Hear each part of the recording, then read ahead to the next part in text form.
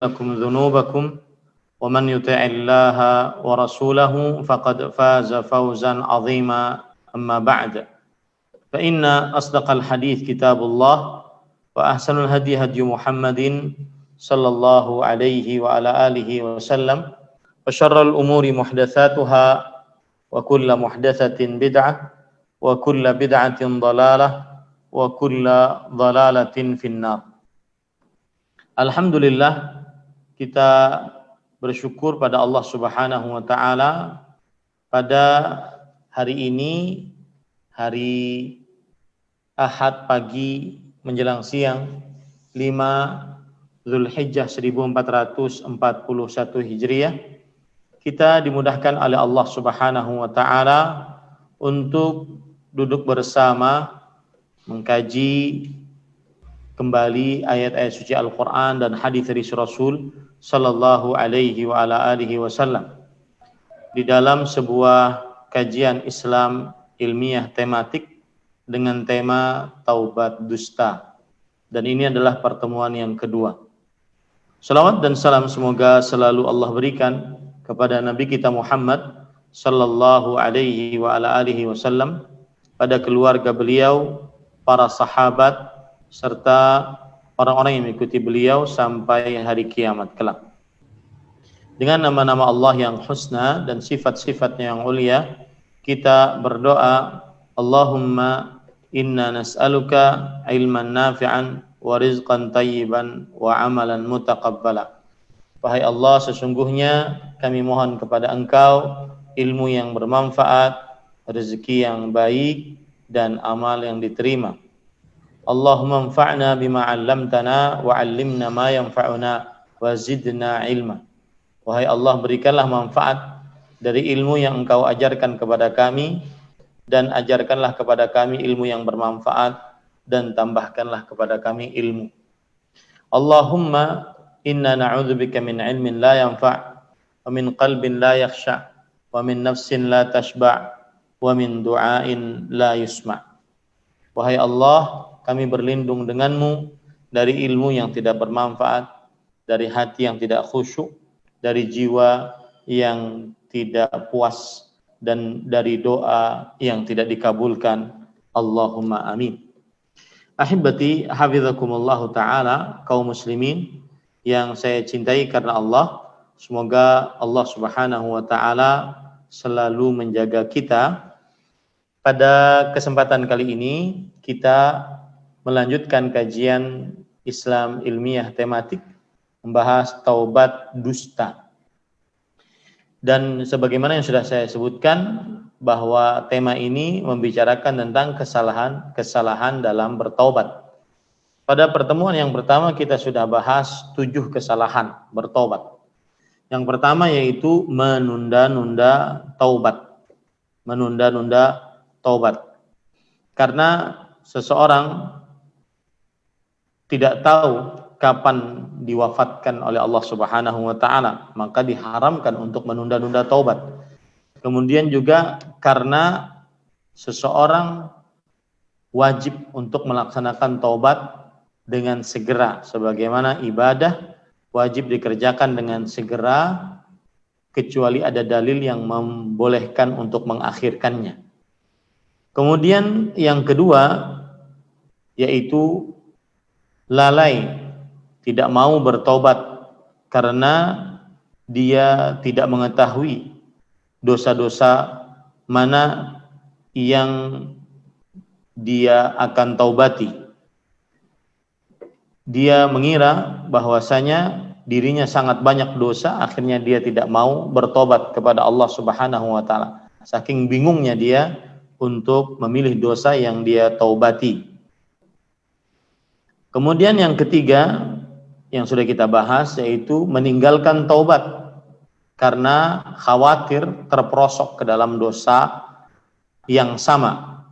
Maka ini termasuk kesalahan, karena seorang muslim semestinya selalu meyakini bahwa Allah Subhanahu wa taala Maha penerima taubat, selalu tawwab, selalu menerima taubat. Seberapa hamba bertobat, maka seberapa itu pula Allah Subhanahu wa taala mengampuni dosa-dosa. Kemudian yang keempat yaitu tidak mau bertobat karena khawatir, takut dilecehkan oleh manusia, ya. Kemudian diremehkan oleh manusia, akibat dia bertobat kepada Allah Subhanahu wa taala. Ini juga kekeliruan karena urusan taubat adalah urusan dia dengan Allah Subhanahu wa taala, keselamatan dia di hadapan permintaan pertanggungjawaban Allah Subhanahu wa taala. Adapun manusia yang dikhawatirkan maka tidak akan bisa memberikan manfaat sedikit pun ataupun menahan mudarat sedikit pun untuknya nanti di akhirat. Kemudian yang kelima yaitu yang sudah kita pelajari, meninggalkan taubat karena khawatir turun popularitasnya, khawatir turun jabatannya, khawatir turun kedudukannya dan semisalnya. Nah, ini termasuk daripada taubat dusta, ya. Kemudian yang keenam yaitu seseorang menunda taubat akibat bersandar dengan rahmat Allah Subhanahu wa taala, bahwa Allah Subhanahu wa taala Maha Pengasih, Allah Subhanahu wa taala Maha Penyayang, Allah Subhanahu wa taala rahmatnya mendahului kasih sayang, mendahului kemurkaannya. Allah Subhanahu wa taala rahmatnya meliputi segala sesuatu. Dia bersandar hanya dengan ini. Akhirnya dia terus-menerus terperosok di dalam dosa karena menganggap Allah Subhanahu wa taala Maha Pengampun. Dan dia tidak tahu bahwasanya Allah Subhanahu wa taala di samping Maha Pengampun tetapi siksanya pun pedih. Ahibati hafizakumullah taala, termasuk kesalahan yang sudah kita bahas juga saat bertaubat, yaitu kesalahan yang ketujuh. Yang ketujuh adalah Allah terlalu tertipu dengan penguluran waktu dari Allah Subhanahu wa taala bagi siapa yang bermaksiat. Dia melihat orang-orang yang bermaksiat kenapa semakin kaya, semakin sehat, semakin sukses hidupnya di dunia. Maka ini termasuk kekeliruan yang terjadi saat kita berbicara tentang masalah bertaubat. Baik. Sekarang yang kedelapan. Kita masuk kepada yang kedelapan. Yang kedelapan yaitu putus asa dari rahmat Allah Subhanahu wa taala. Sebagian orang terlalu banyak dosanya. Atau dia sudah bertobat pada suatu saat, kemudian dia kembali lagi di saat yang lain. Maka dia mengira bahwasanya dirinya adalah orang yang memang sudah ditakdirkan oleh Allah untuk celaka. Maka akhirnya dia terus di dalam dosa. Dan akhirnya dia meninggalkan taubat, tidak mau kembali bertaubat kepada Allah Subhanahu wa taala. Ini namanya putus asa. Ya. Dan ini banyak dihinggapi oleh orang-orang yang mencoba ingin bertobat, dibisiki oleh syaitan. Ah, ngapain kamu bertobat? Ya. Dosamu terlalu banyak. Nanti kalau kamu bertobat juga pasti kembali. Ini bisikan syaitan kepada manusia. Ya, bisikan syaitan kepada manusia. Dan disebutkan oleh Allah Subhanahu wa taala dalam surat Al-A'raf, "Tsumma la'atiyannahum min baini aydihim wa min khalfihim wa an aymanihim wa an syama'ilihim wa la tajidu aktsarahum syakirin." Kemudian kata syaitan berjanji kepada Allah Subhanahu wa taala, sungguh aku benar-benar akan datangi mereka dari depan, dari belakang, dari kanan, dari kiri. Aku akan benar-benar datangi mereka dari depan. Maksudnya adalah diindahkan, dilupakan apa yang ada di akhirat. Dia dilupakan oleh syaitan tentang kehidupan akhirat. Kemudian ganggu dari belakang, maksudnya kata para ahli tafsir adalah diindahkan kehidupan dunia. Yang ganggu dari kanan maksudnya adalah diberikan syubhat kepada dia. Diganggu dari kiri maksudnya adalah diindahkan kepada dia untuk berbuat maksiat kepada Allah Subhanahu wa taala. Nah, ini contoh dalil yang berkaitan dengan poin ke-8 bahwa seseorang dia putus asa dengan rahmat Allah Subhanahu wa taala. Dia mengira dirinya sangat banyak dosa dan mengira dirinya kalau seandainya sudah bertobat sekali, beberapa kali, kemudian dia akan terperosok lagi. Akhirnya dia putus asa. Dan itu bisikan syaitan yang saya sebutkan tadi. Diindahkan kepada dia maksiat. Diindahkan kepada dia maksiat. Akhirnya dia merasa putus asa. Saya tahu ini maksiat, saya tahu berzina ini haram.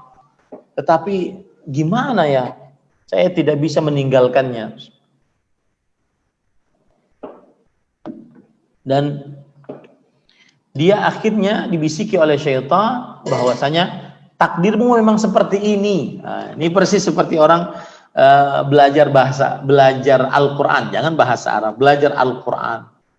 Nah, ada orang berkata begini, Ustadz, kayaknya takdir saya emang nggak bisa baca Quran, Ustadz. Kenapa demikian? Karena saya sudah nyoba, Ustadz, belajar membaca Al-Quran. 9 guru Iqra saya sudah coba pindah sini.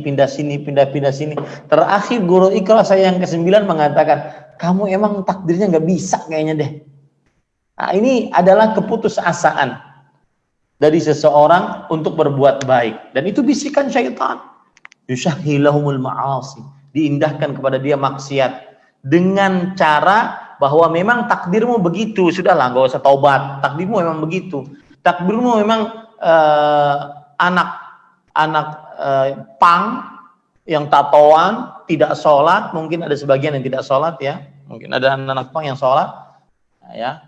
Kemudian di jalan minum-minum, kemudian judi, narkoba, memang takdir saya memang begini nih, susah untuk dirubah. Nah, itu bisikan syaitan dalam hatinya sebenarnya.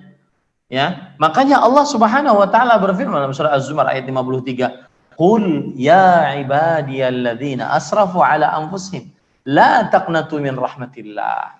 Katakanlah wahai Muhammad sallallahu alaihi wasallam, wahai hamba-hambaku, lihat apa kurangnya Allah Subhanahu wa taala. Wahai hamba-hambaku, dipanggil dengan kata hamba, bukan dengan panggilan yang buruk, hamba-hambaku. Ada semacam kepemilikan terhadap Allah. Ini hamba aku, jangan macam-macam kalian. Begitu maksudnya. Alladzina asrafu ala anfusihim, meskipun kalian banyak dosa. La taqnatu min rahmatillah. Jangan kalian berputus asa dari rahmat Allah Subhanahu wa taala. Ya, termasuk putus asa dari rahmat Allah adalah menganggap dirinya, takdir saya emang begini kayaknya deh, susah untuk dirubah. Enggak bisa itu. Bukan, itu keliru. Itu bisikan syaitan mengganggu manusia. Takdir saya emang hidupnya begini, ya sudahlah biarin aja lah. Enggak bisa, itu adalah bisikan syaitan. Ya, bisa, kamu bisa berubah menjadi yang lebih baik, bisa. Ini ahibati hafizakumullahu ta'ala. Taib. Kemudian yang ke-9, yaitu, nah ini juga kekeliruan. Ini bukan dari sisi orang yang melakukan dosa, bukan. Yaitu dia putus asa dari seseorang yang ahli maksiat. Mana mungkin itu bisa tobat, susah itu, gak mungkin, emang takdirnya begitu. Ini kebalikannya. Jadi orang yang ingin ngasih nasihat putus asa duluan. Susah itu, emang sifatnya begitu, dari orok juga begitu, ya susah. Ini nggak benar. Para ikhwan yang dirahmati oleh Allah Subhanahu wa taala. Dia bilang bahwa buang-buang waktu aja nasihatin dia, sudahlah biarin aja, susah. Enggak. Tidak, para ikhwan yang dirahmati oleh Allah Subhanahu wa taala.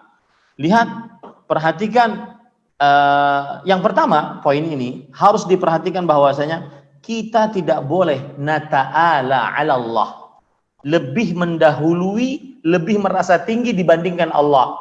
menyatakan bahwasanya orang tersebut memang takdirnya begitu, menyatakan orang tersebut memang tidak diampuni oleh Allah, menyatakan susah dia dapat hidayah, itu nggak boleh.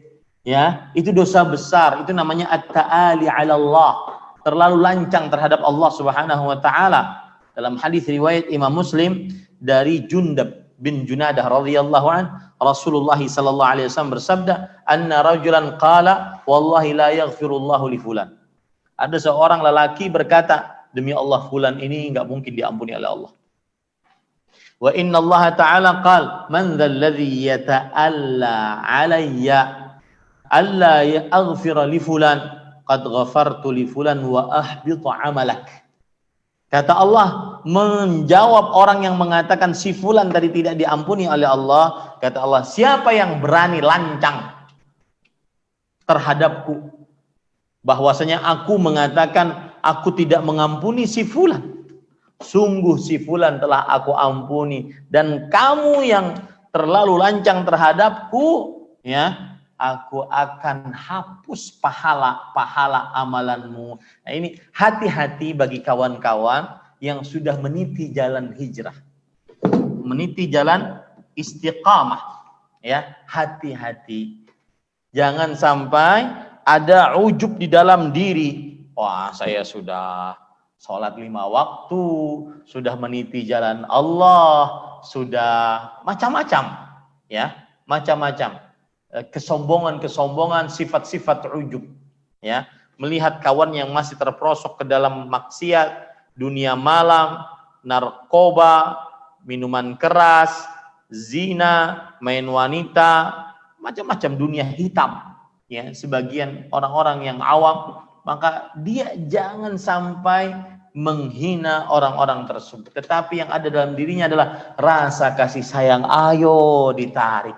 Ayo ditarik. Jangan merasa suci. Karena kita pun, taubat kita pun belum tentu diterima oleh Allah Subhanahu wa ta'ala. Nah, ini hati-hati para ikhwan. Ini kekeliruan yang ke-9 dalam taubat, tema taubat dusta. Ini lebih condong kepada orang yang ingin menasihati, menganggap bahwasanya si fulan tidak diampuni, ya, si fulan memang takdirnya begitu, si fulan memang ditakdirkan ahli neraka. Ini tidak benar. Lihat, Allah Subhanahu wa ta'ala memerintahkan kepada Nabi Musa alaihissalam mendakwahi siapa? Fir'aun. Ya, mendakwahi siapa? Mendakwahi Fir'aun. Padahal Fir'aun sosok yang sangat bengis, pengaku Tuhan, sangat sombong. Dia mengatakan, ya Haman, ibni li sarhal la'alli ablughul asbab. Wahai Haman, buatkan aku tangga agar aku bisa ke langit-langit. Ya, agar aku bisa bertemu dengan Robnya Nabi Musa. Wa inni la'adhunnuhu kadhiba, dan aku kira dia dusta. Lihat sombong. Dia juga mengatakan, ana rabbukumul a'la. Aku Rabb kalian yang paling tinggi. Kemudian ma'alimtu lakum min ilahin ghairi.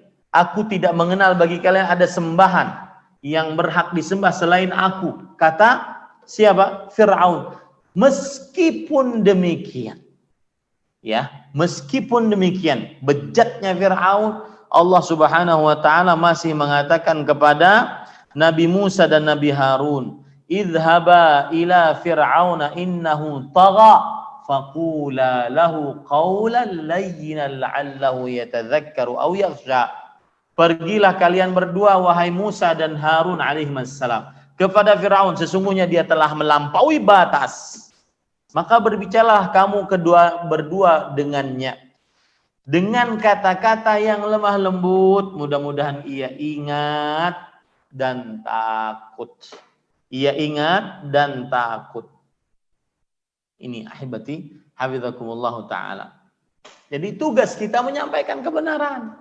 Tugas kita menyampaikan kebenaran, bukan tugas kita paling utama adalah memvonis manusia. Enggak. Tugas kita menyampaikan kebenaran. Lihat, Allah Subhanahu wa ta'ala juga berfirman dalam surat Asy-Syu'ara ayat 16-17.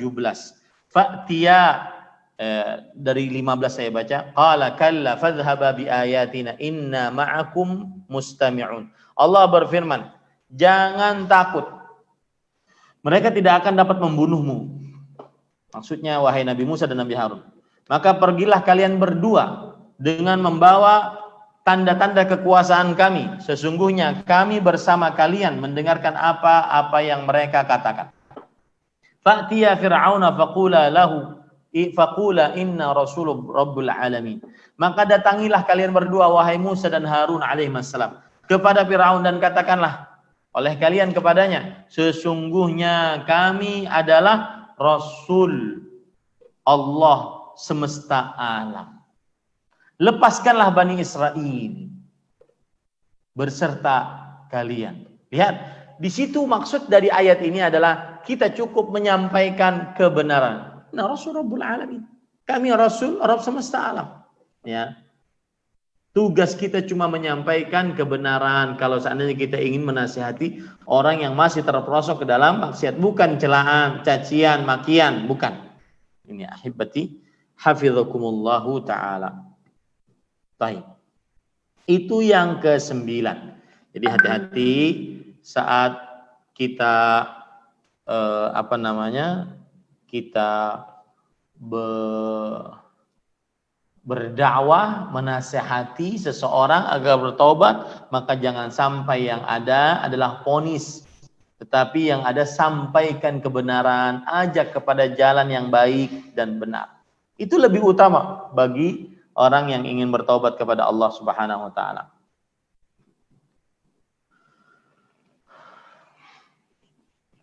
Baik.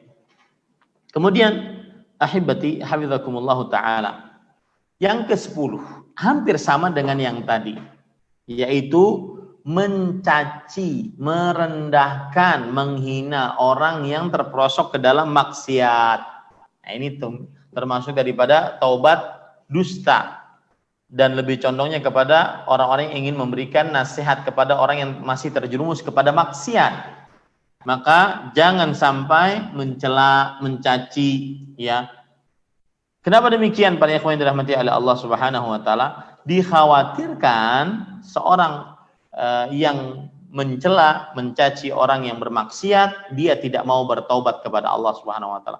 Akhirnya menjadi-jadi.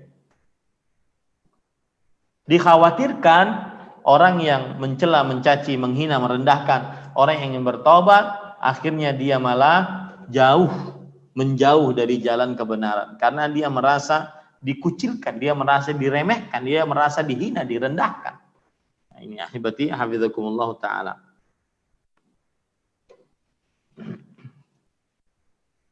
Lihat perkataan dari Abdullah bin Mas'ud radhiyallahu anhu yang diriwayatkan oleh disebutkan oleh Imam Ibnu Qayyim Al-Jauziyah rahimahullah dalam kitab beliau Al-Fawaid. Lau sakharta min kalbin la khashita an uhawwala kalban. Lau sakharta min kalbin la khashitu an lau sakhartu min kalbin la khashitu an uhawwala kalban.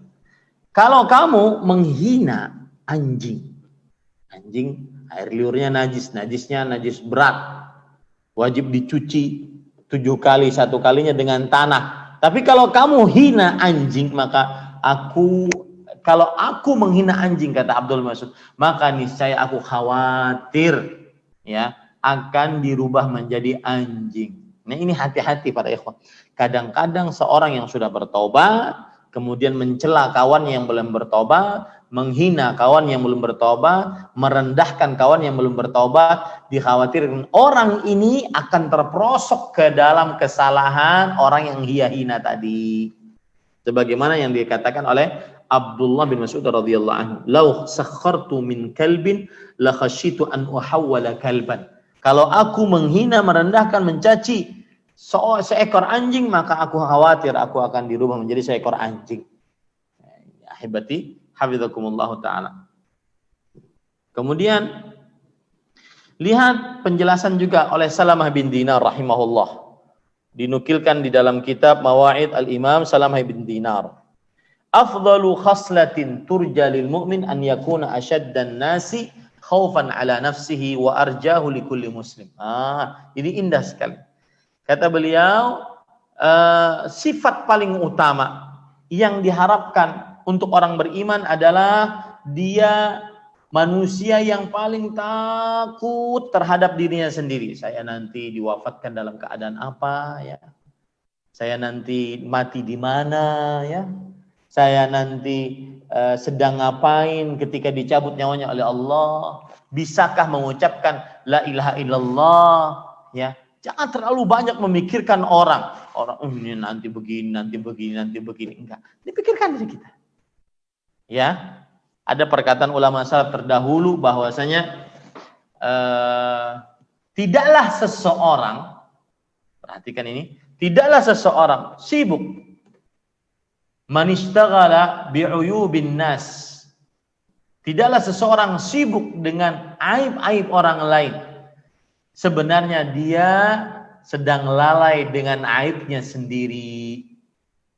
Ya.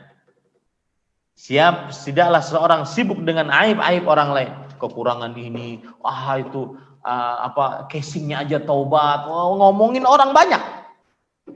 Maka sebenarnya dia sedang lalai dengan aibnya sendiri. Maka hati-hati ini para ikhwan yang dirahmati oleh Allah Subhanahu wa taala. Maka sifat paling utama yang diharapkan untuk orang beriman adalah dia sangat khawatir terhadap dirinya sendiri dan dia sangat berharap kebaikan untuk seorang muslim. Nah, itu semestinya seperti itu. Orang yang bertaubat kepada Allah Subhanahu wa taala. Ya, jangan merendahkan, mencaci, menghina. Kemudian para ikhwah, ini saya asyai' bisyai' yuzkar kata orang Arab, asyai' bisyai' yuzkar. Saya menyebutkan sesuatu, ingat sesuatu, akhirnya saya sebutkan. Ini jaga lisan para ikhwah. Jaga komentar dengan media sosial. Ya.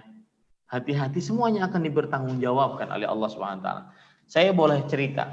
Kemarin saya menyanggah pendapat yang mengatakan bahwasanya Allah Subhanahu wa taala turun di langit dunia, ke langit dunia di sepertiga malam terakhir itu tidak rasional. Karena begini. Padahal itu hadis Rasulullah SAW sahih riwayat Bukhari. Ya. Maka saya jawab yaitu tenang saja. Akidah yang menyatakan Allah turun ke langit dunia di sepertiga malam terakhir itu adalah akidahnya para nabi, akidahnya para sahabat, para tabi'in, para tabi'ut tabi'in. Imam Fudail bin Iyad, seorang imam tabi'in, mengatakan bahwasanya apabila seseorang mengatakan Allah Subhanahu wa taala tidak turun ke langit dunia karena ini tidak masuk akal, bagaimana kalau Allah bisa keluar dari tempatnya? Maka ucapkanlah, aku beriman, u'min bi rabbi alladhi yaf'alu bi rabbin yaf'alu ma yasha. Aku beriman dengan Rabb yang berbuat sekehendaknya, Ada yang komentar, subhanallah, komentarnya sangat berat. Pertanggungjawabannya nanti di akhirat, yaitu emang Tuhan ente seperti teh celup, naik turun, subhanallah. Ya, hati-hati dengan lisan, dengan tulisan, komentar. Ya, jangan sampai seseorang lisannya kotor. Rasulullah SAW bersabda, "Laisal mu'min bit-ta'an walal la'an walal fahishil katsir." Orang beriman itu bukan orang yang suka mencaci, melaknat, ya, berkata kotor, berkata keji. Kemudian saat itu dibantahilah oleh kawan-kawan yang memang seakidah, akidah salaf. Kemudian dia komentar lagi. Guru berdiri, murid kencing sambil berdiri, murid sambil berlari. Ini sebenarnya tujuan kepada seseorang. Kalau seandainya ucapan Anda sebagai murid itu seperti itu, maka gurunya mungkin ngajarin seperti itu. Ini hati-hati ya para ikhwah. Saya nasihatkan kepada kawan-kawan yang menuntut ilmu di atas pemahaman Al-Quran dan hadis yang dipahami oleh para salafus saleh, jaga lisan, jangan sampai ditanggapi. Memang kalau seandainya lisannya buruk ya seperti itu.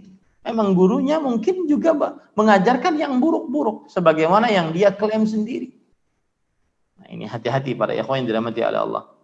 Jadi ketika kita melihat orang yang bermaksiat dari kawan-kawan kita yang belum bertobat kepada Allah Subhanahu wa taala, yang paling utama harus kita lakukan adalah kita khawatir terhadap diri kita.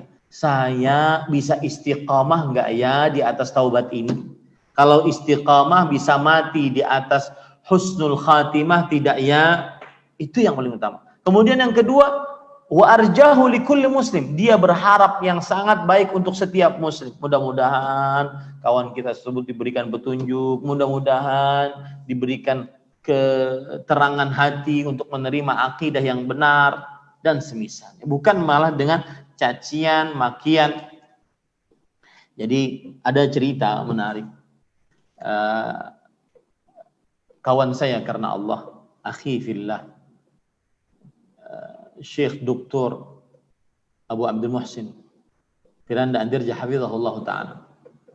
Waktu itu kita masih di kota Madinah. Kemudian ada syekh kita, Syekh Al-Allamah Profesor Dr. Abdul Razak bin Abdul Muhsin Al-Badr hafizahullah ta'ala. Beliau dibantahi orang. Beliau dikata-katain macam-macam. Maka kita sebagai murid marah dong. Kemudian kita dalam tanda kutip provokasi kepada Syekh. Bantah Syekh, bantah. Maka Syekh cuma menjawab, lihat ya jawabannya. Ini mungkin yang membuat hati kita bisa lebih sabar menghadapi orang-orang yang menyimpang dari agama dan mencela orang-orang yang berusaha meniti jalan yang lurus dalam agama. Kata Syekh, haula'i masakin. Mereka itu orang-orang miskin. Maksud miskin di sini bukan miskin harta, miskin ilmu pengetahuan. Kasihan mereka orang bodoh, kasihan mereka tidak tahu, kasihan mereka ya sudah seperti itu. Kita malah kasihan. Dan ini perkataan yang sangat masyhur dikatakan oleh Imam Syekhul Islam Ibnu Taimiyah rahimahullah. Ahlus sunnah a'lamun nasi bil khaliq wa arhamuhum bil khalq. Manusia ahlus sunnah adalah orang yang paling paham tentang Allah Subhanahu wa taala dan paling kasih sayang terhadap makhluk-makhluk Allah Subhanahu wa taala. Maka saya nasihatkan yang baru bertobat ketika melihat kawan-kawan yang masih terperosok dalam maksiat, ya, jangan mencela, mencaci, menghina, tetapi ditarik, ayo ditarik. Ya, ditarik ke dalam jalan yang lebih lurus yang ditunjuki oleh Al-Qur'an dan hadis-hadis Rasul sallallahu alaihi wasallam. Kemudian itu yang ke 10 ya tadi ya. Ya, yang ke 10. Yang ke 11 sekarang. Yang ke 11 para ikhwan yang dirahmati oleh Allah Subhanahu wa taala. Nah, ini permasalahan akidah, hati-hati ya. Sebagian orang yang bermaksiat, baik itu meninggalkan ketaatan, meninggalkan perintah atau melanggar larangan. Karena yang namanya maksiat itu, catat baik-baik, maksiat itu pengertiannya adalah gampangnya dikatakan oleh Syekhul Islam khilafut ta'ah. Ya, menyelisihi ketaatan, itu namanya maksiat. Dan ketaatan ada dua jenis. Yang pertama, fi'lul ma'mur wa tarkil mahdzur, mengerjakan perintah dan menjauhi larangan. Itu namanya ketaatan. Nah, siapa yang tidak taat berarti kebalikan dari itu, yaitu tarkul ma'mur wa fi'lul mahdzur, meninggalkan yang diperintahkan dan mengerjakan yang dilarang. Itu namanya apa? Itu namanya adalah kemaksiatan. Nah, sebagian orang yang bermaksiat, meninggalkan yang diperintah, melanggar yang dilarang, dia bersandar dengan takdir. Nah, ini kesalahan. Ya, bersandar dengan takdir. Para ikhwan yang dirahmati oleh Allah Subhanahu wa taala. Misalkan ada orang ditanya, "Kenapa kamu enggak sholat?" Kayaknya Allah belum ingin saya sholat. Itu dia. Kayaknya Allah belum ingin saya sholat. Kemudian dikatakan lagi pada dia, "Kalau begitu kapan kamu taubat?" Maka dia jawab lagi, kalau Allah menginginkan saya taubat, pasti saya bertaubat. Nah, itu dia. Ini adalah berbuat maksiat, meninggalkan perintah, melanggar larangan, bersandar kepada takdir. Dan ini kekeliruan. Bahkan ini penyimpangan yang sangat jelas di dalam perkara iman terhadap takdir Allah Subhanahu wa taala. Kalau ada orang seperti ini, jawabannya gimana ya? Satu, yang pertama, dari mana kamu tahu bahwasanya Allah belum menakdirkan untuk berubah? Satu. Ya. Sama kalau seandainya ada orang, sebagian orang itu kalau mencari rezeki, ya sudah katakan aja kepada dia, ya udah nggak usah kerja. Kalau Allah menakdirkan kamu dapat duit, ya dapat duit. Kalau Allah Subhanahu Wa Taala menakdirkan kamu nggak dapat duit, ya nggak dapat duit. Nah, ini keliru. Kenapa dalam urusan duniawi, kepentingan dunia, dia mau ya melakukan usaha, sedangkan dalam urusan ibadah akhirat dia bersandar kepada takdir. Ya, coba kalau dalam urusan dunia, kepentingan dunia dia juga bersandar kepada takdir. Ya sudah, saya nggak mau, saya ingin dapat anak tapi nggak mau nikah. Kalau takdirnya saya dapat anak, ya sudah dapat anak. Ini nggak bisa begini. Nah, sama seperti itu. Kalau seandainya Anda bersandar dengan takdir saat bermaksiat, maka bersandarlah juga dengan takdir saat mencari rezeki. Ya. Jadi jawaban pertama yaitu kenapa seseorang bersandar dengan takdir dalam perihal maksiat?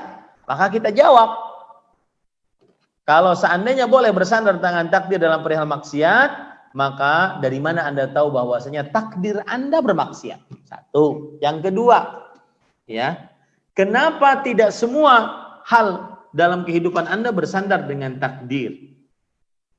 Contohnya mencari rezeki. Kenapa Anda harus usaha? Oh, agar dapat uang. Kalau nggak usaha nggak bisa bagaimana dapat uang. Maka begitu juga orang-orang yang melakukan melakukan maksiat.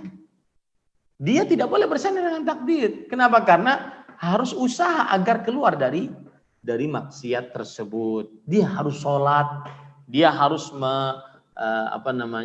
berusaha untuk bertobat kepada Allah Subhanahu wa taala. Itu jawaban yang kedua. Jawaban yang ketiga, kalau Anda bersandar dengan takdir, bagaimanapun Anda tetap akan dapat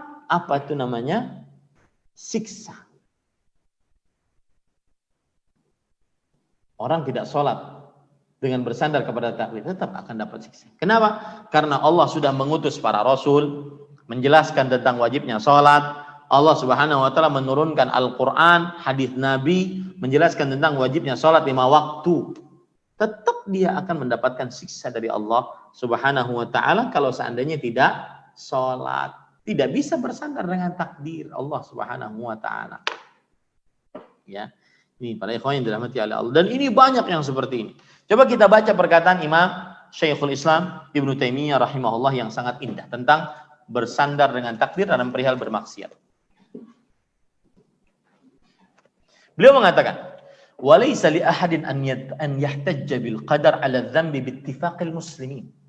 Dengan kesepakatan ulama Islam, tidak boleh seseorang bersandar dengan takdir dalam perihal bermaksiat. Wasairi ahlil milal, bahkan dengan kesepakatan seluruh ulama-ulama agama-agama sebelum agama yang dibawa oleh Nabi Muhammad sallallahu alaihi wasallam. Wasairil uqala, bahkan seluruh orang yang berakal tidak bisa berhujjah bahwasanya saya tidak sholat karena ini sudah takdirnya. Kalau Allah menginginkan saya sholat, niscaya saya akan sholat.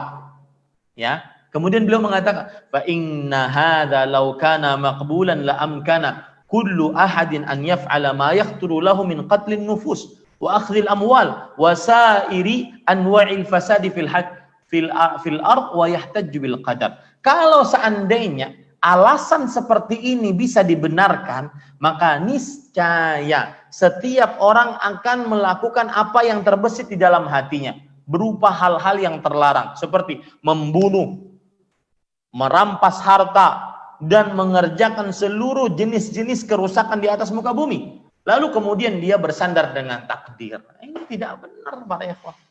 Gampangannya gini deh. kenapa kamu berzina? Wah, kayaknya ini sudah takdir Allah. Kapan kamu bertobat dari zina? Kalau Allah menginginkan saya bertobat, kalau sudah takdirnya, maka niscaya saya akan bertobat. Kalau begitu, ya, mau nggak ibumu, anakmu, anak perempuanmu, saudari perempuanmu dizinai?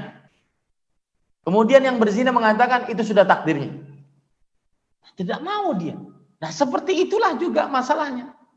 Orang-orang akan berhujjah dengan takdir kalau seandainya boleh berhujjah dengan takdir dalam perihal bermaksiat. Orang-orang akan berhujjah dengan takdir saat dia mengambil hartamu, saat dia membunuh nyawamu atau membunuh keluargamu, menzinahi istrimu, anak perempuanmu, na'udzubillah.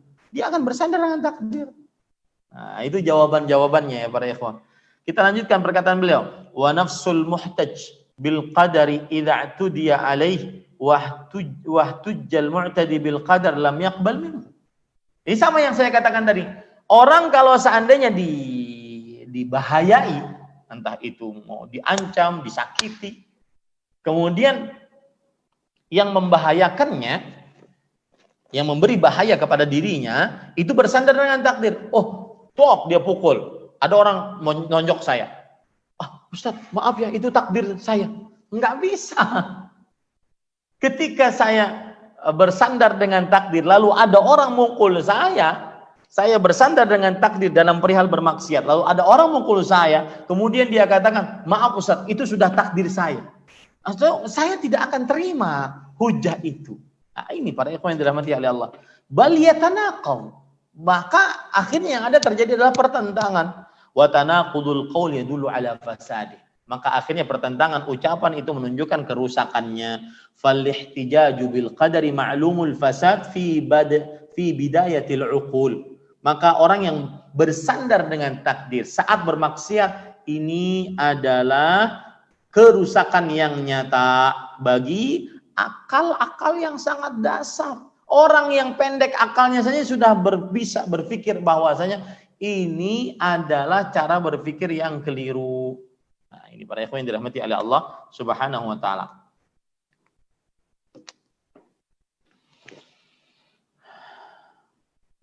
Baik.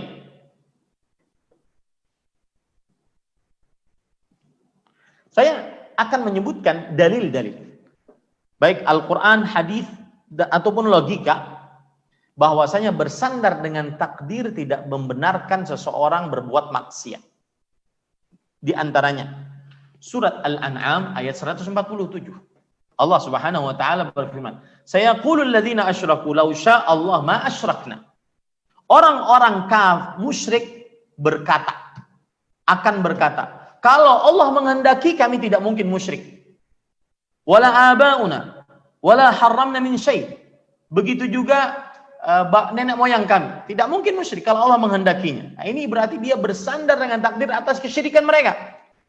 Wala harramna min syai', dan kami tidak haramkan atas dari sesuatu apapun. Kadzalika kadzdzaba alladzina min qablihim hatta dzaqu ba'sana. Demikianlah orang-orang yang berdosa sebelum mereka sampai mereka merasakan siksa kami. Qul hal 'indakum min 'ilm fatukhrijuhu lana in tattabi'una illa dhanna wa in antum illa takhrusun. Katakan wahai Muhammad, apakah kalian memiliki ilmu? Sama yang kayak katakan tadi. Ya. Kalau ada orang bermaksiat dan bersandar dengan takdir, tanya aja, kamu tahu takdirmu ini dari mana? Coba kamu sholat, itu kan takdirmu berarti. Coba kamu ninggalkan maksiat, ninggalkan minuman keras, ninggalkan narkoba, ninggalkan main wanita, ninggalkan berzina, ninggalkan judi. Berarti kan kamu takdirnya itu. Artinya kamu tidak tahu takdirmu apa. Nah itu dia, itu yang disebutkan dalam ayat ini. Fatukhrijuhu lana, lalu kalian mengeluarkannya untuk kami. In tattabi'una illa dhann. Ya, bahwa yang kalian ikuti itu hanya prasangka saja. In antum illa takhrusun. Sungguhnya kalian itu tidak mendengar, artinya tidak memahami. Orang-orang musyrik ini berdalil dengan takdir atas kesyirikan mereka. Kalau seandainya boleh bersandar dengan takdir dalam perihal bermaksiat, maka niscaya ayat ini kita terima. Hujahnya, alasannya orang-orang musyrik kita terima. Nah, ini berarti kerusakan yang ada nanti di tengah masyarakat. Nah, ini para ikhwan yang dirahmati oleh Allah. Dalil yang lain juga yang menunjukkan bahwasanya tidak boleh bersandar dengan takdir dalam perihal bermaksiat, surah An-Nisa ayat 165. Rusulan mubasysyirin wa mundzirin li'alla yakuna lin-nasi 'ala Allahi hujjah ba'da ar-rusul. Kami telah mengutus para rasul yang memberikan peringatan, kabar gembira dan juga peringatan keras agar tidak ada alasan untuk manusia di hadapan Allah setelah diutusnya para rasul tersebut. Kalau seandainya boleh bersandar dengan takdir dalam perihal bermaksiat, maka niscaya tidak manfaat pengutusan para rasul. Nah, itu ya. Cara berpikirnya begitu. Itu para ikhwan yang dirahmati oleh Allah Subhanahu wa taala. Kemudian dalil yang ketiga, surah At-Taghabun ayat 16. Ya. Fattaqullaha mastata'tum. Bertakwalah kepada Allah dengan semampu kalian. Surat Al-Baqarah ayat 286. Wala yukallifullahu nafsan illa wus'aha. Allah tidak membebani seseorang kecuali sesuai dengan kemampuannya.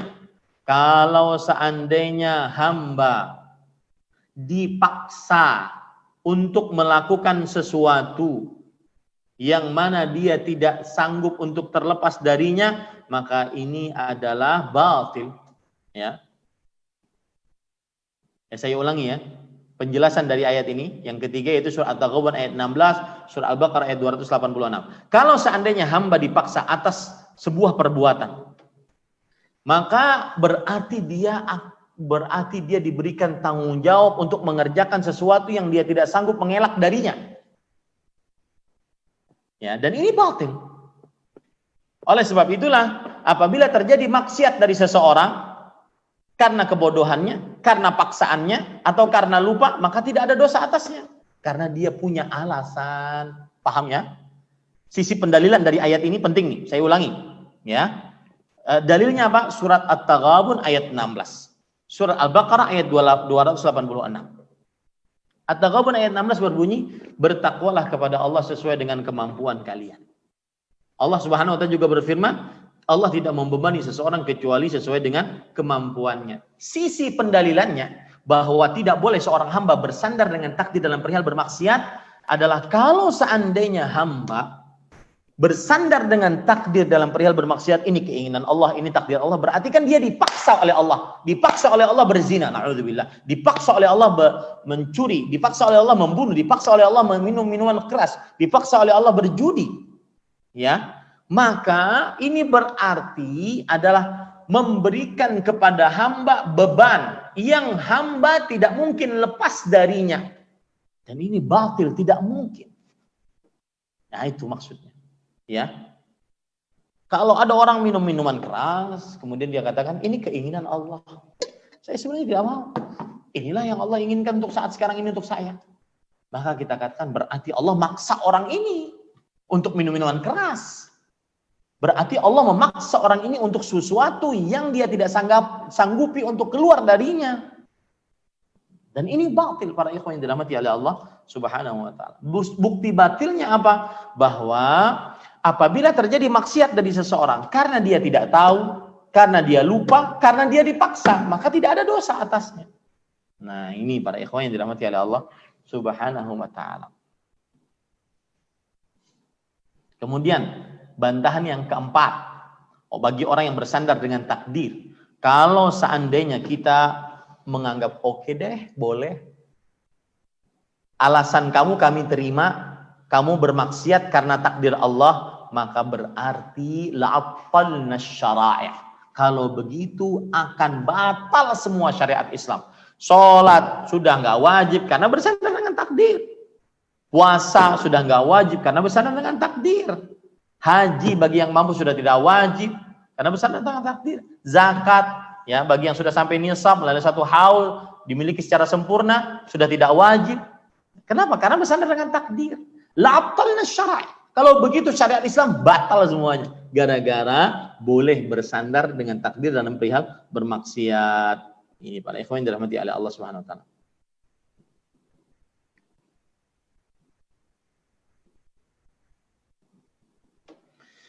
Kemudian yang kelima, ya, bantahan bolehnya bersandar dengan takdir, para ikhwan yang dirahmati oleh Allah Subhanahu wa taala. Bahwa kalau seandainya boleh bersandar dengan takdir dalam perihal bermaksiat, maka akan diterima dari iblis alasannya. Akan diterima dari iblis alasannya. Tapi tetap Allah tidak menerima dari iblis alasan. Dan tetap iblis dicap oleh Allah akan kekal abadi di neraka. Lihat surat Al-A'raf ayat 16. Fabima aghwaytani, sebagaimana engkau menyesatkan aku.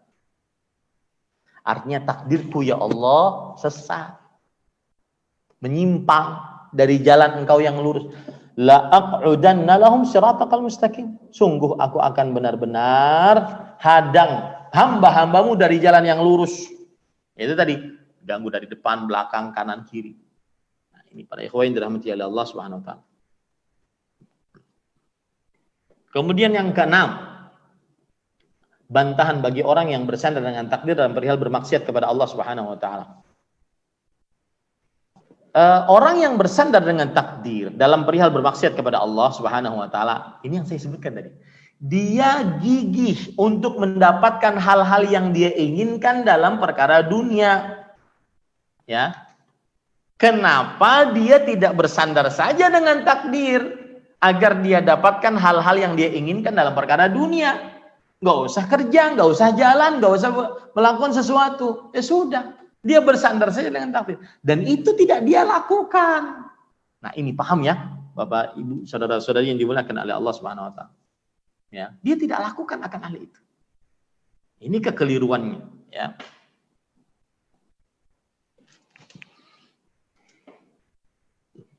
Jadi gampangannya, kalau ada orang nggak sholat, ada orang masih bermaksiat, kemudian dia katakan, sepertinya memang takdirnya Allah begini untuk saat ini. Allah menginginkan saya memang seperti ini kayaknya untuk saat ini. Maka kita katakan, kalau gitu, kalau kamu mau makan, nggak usah suap. Kalau takdir Allah sampai ke mulutmu makanan, maka niscaya dia akan sampai. Gampang, gampang.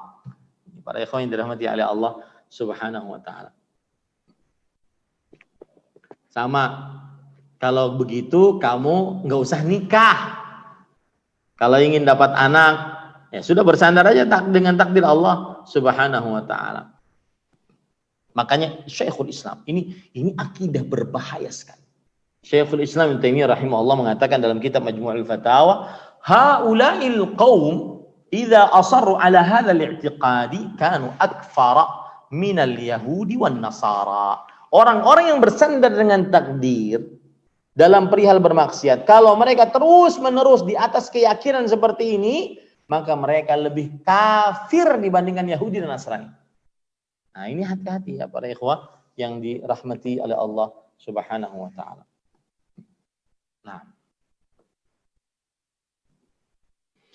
Nah, para ikhwah boleh bersandar dengan takdir dalam perihal musibah, takdir yang buruk yang dirasakan oleh seorang manusia, boleh bersandar dengan takdir. Ya. Sebagaimana firman Allah Subhanahu wa taala dalam surat Ghafir, surat Al-Mu'min ayat 55, "Fasbir inna wa'dallahi haqq wastaghfir li dzambik." Bersabarlah, sesungguhnya janji Allah itu benar adanya, dan mintalah ampun untuk dosa-dosamu.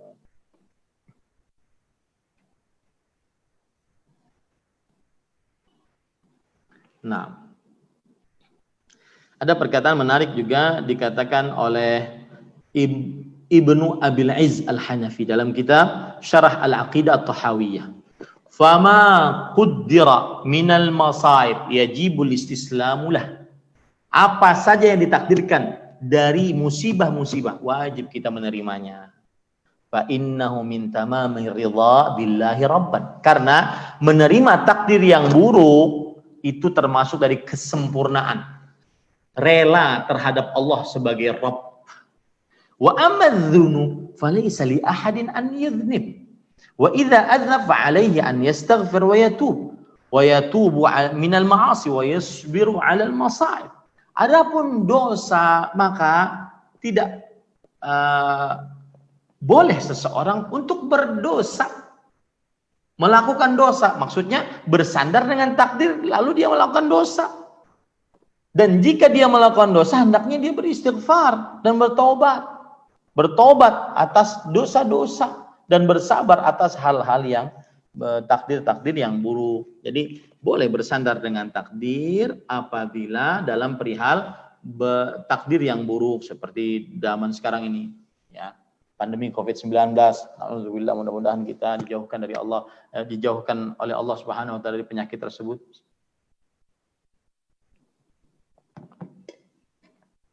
Yaitu orang-orang yang terkena musibah tersebut, maka boleh dia bersandar dengan takdir. Qadarullah. Ini takdir Allah. Inna lillahi wa inna ilaihi raji'un. Takdir Allah SWT. Nah, adapun seorang dalam perihal bermaksiat, meninggalkan perintah, mengerjakan larangan, maka tidak boleh bersandar dengan takdir. Nah, ini nanti ditanya apa saja bantahan orang-orang yang bersandar dengan takdir dalam perihal bermaksiat kepada Allah.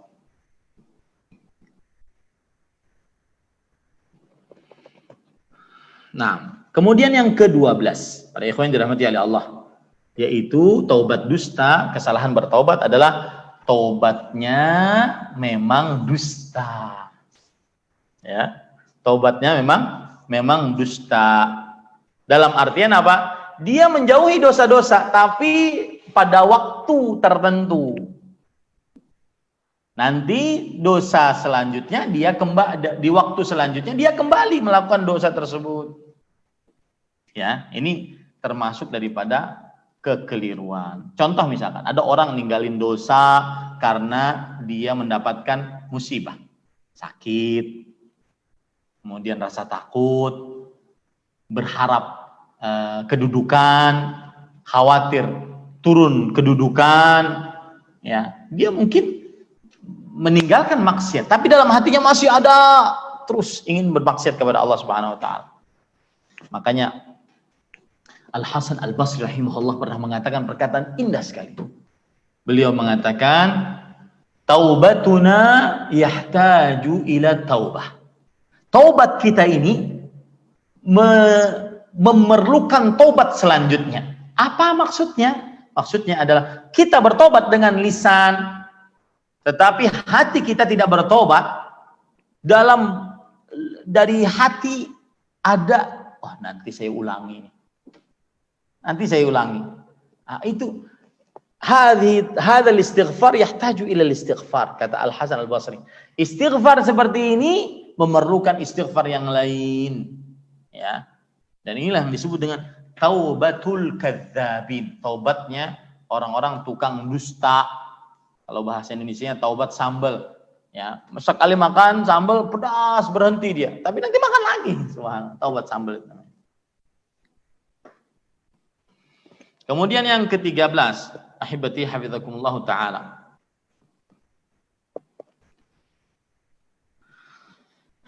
Termasuk daripada permasalahan yang berkaitan dengan kesalahan taubat adalah sedikit perhatian terhadap kawan-kawan yang sedang bertaubat. Saya jadi ingat pada ikhwan yang dirahmati oleh Allah, waktu saya di Arab Saudi sebagai penerjemah dan juga dai di Islamic Cultural Center Dammam, timurnya Arab Saudi, salah satu tugas kantor saya waktu itu adalah para pendakwahnya berdakwah. Jadi kan Dammam itu bukan tanah suci. Dia sekitar 1.300 km dari Arab Saudi, dari Mekah dan Madinah. Dia bukan tanah suci. Karena bukan tanah suci, banyak ekspat yang datang. Orang-orang yang kafir datang ke situ. Dari Filipina, India Selatan, Kerala, kemudian juga dari Tamil dan semisalnya. Maka salah satu tugas para pendakwah di kantor saya waktu itu adalah mengajak masuk dalam agama Islam. Nah, setelah masuk ada program namanya apa? Mutaba'ah. Namanya apa? Mutaba'ah. Mutaba'ah itu artinya mengikutinya. Bukan mengikutinya kemana-mana, tetapi setiap hari apa dia diundang untuk kamu sudah apa, sholat belum, kemudian sudah belajar apa, wudunya gimana, dan seterusnya. Nah, semestinya orang-orang yang bertaubat ada semacam panitia mutaba'ah ini. Ya, entah itu di grup WhatsApp, karena teman itu, lingkungan itu sangat mendukung para ikhwah. Wallahi, teman itu sangat mendukung. Manusia ini makhluk yang sangat suka bersosial. Dia itu makhluk sosial. Lihat saja ya, masalah-masalah yang tidak begitu penting, semuanya komentar, semuanya mengikuti. Ya, tidak begitu manfaat, tidak menghasilkan keuntungan duniawi, apalagi sampai ukhrawi. Tapi diikuti. Karena manusia itu sangat condong kepada mengikuti orang. Maka maksud saya para ikhwah, lingkungan itu sangat penting, sangat penting. Ya, kawan-kawan yang mungkin mengadakan kajian ini, yang sudah meniti, mudah-mudahan kita istiqamah, meniti jalan istiqamah, jalan Allah Subhanahu wa taala. Mudah-mudahan kita istiqamah sampai akhir hayat. Maka kalau dia cerdas, dia akan gabung ke kelompok sana, kelompok sini, kelompok sana, kelompok sini, agar dia mendapatkan milieu, lingkungan yang mengajak dia untuk sukses di akhirat setelah dia memulai meniti jalan istiqamah. Bukankah tidak sedikit kawan-kawan yang dulunya, saya sempat temui orang-orang seperti ini, yang dulunya istiqamah, sangat istiqamah, lalu kemudian turun drastis. Popularitasnya turun, ekonominya turun, kemudian balik lagi ya 180 derajat kembali kepada dunianya sampai sekarang. Kan kita tidak ingin seperti itu. Itu khusran, benar-benar kerugian nyata di dunia sebelum akhirat. Ya, orang yang kembali kepada maksiat setelah dia bertaubat kepada Allah Subhanahu wa taala. Maka perlu ada semacam apa ya, gerakan untuk ayo kita sama-sama yuk menggapai ridha Allah Subhanahu wa taala. Ya. Ini para ikhwan yang dirahmati oleh Allah Subhanahu wa taala. Karena perlu, lingkungan itu sangat perlu. Makanya Allah berfirman dalam Al-Qur'an surah Al-Maidah ayat 2, "Wa ta'awanu 'alal birri wat taqwa." Dan tolong menolonglah dalam kebaikan dan ketakwaan. Kemudian dalam surah Al-Asr ayat 3, wa tawasaw bil haqqi wa tawasaw bis sabr.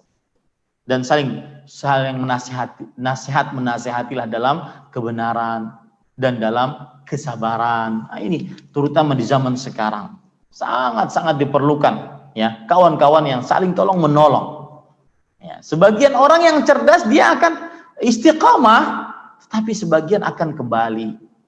Bahkan ada yang menyebut dirinya, bangga dirinya mantan salafi, mantan orang, kalau istilah mereka mantan wahabi, bangga.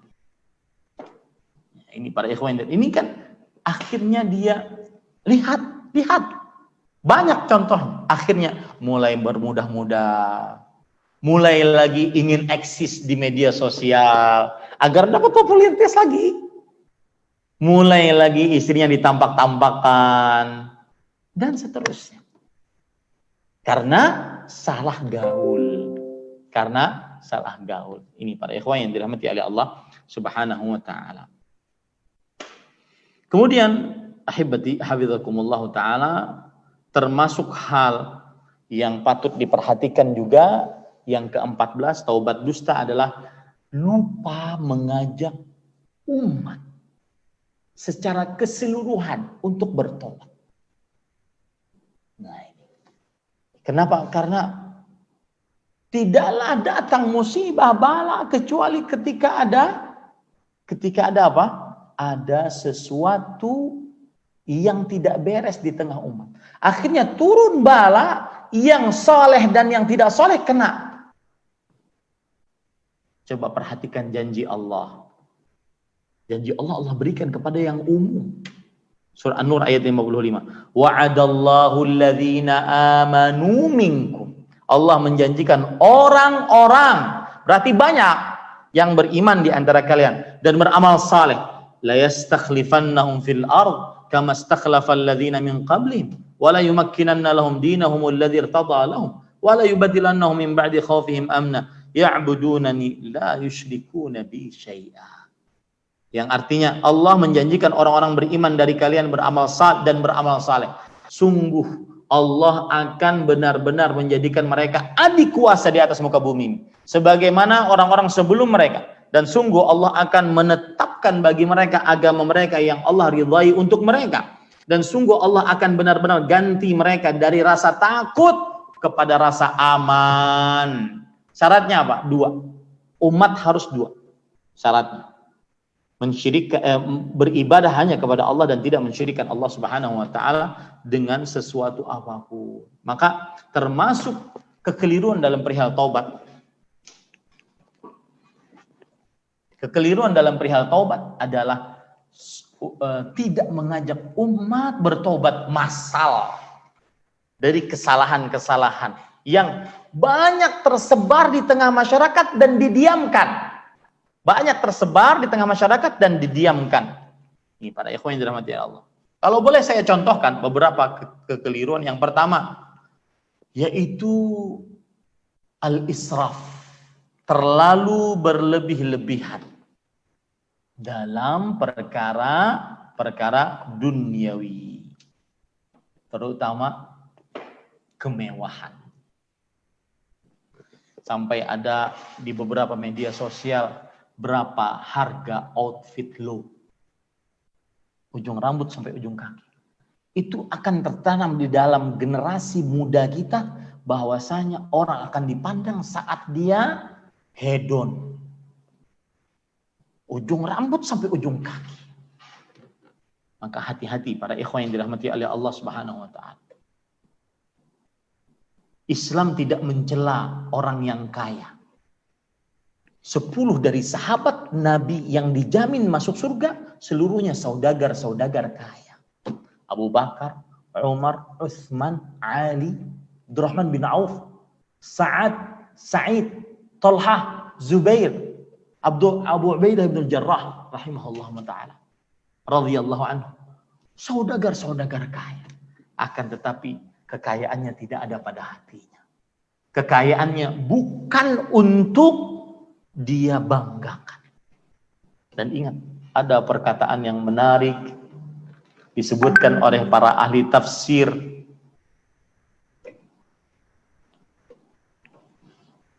Para ahli tafsir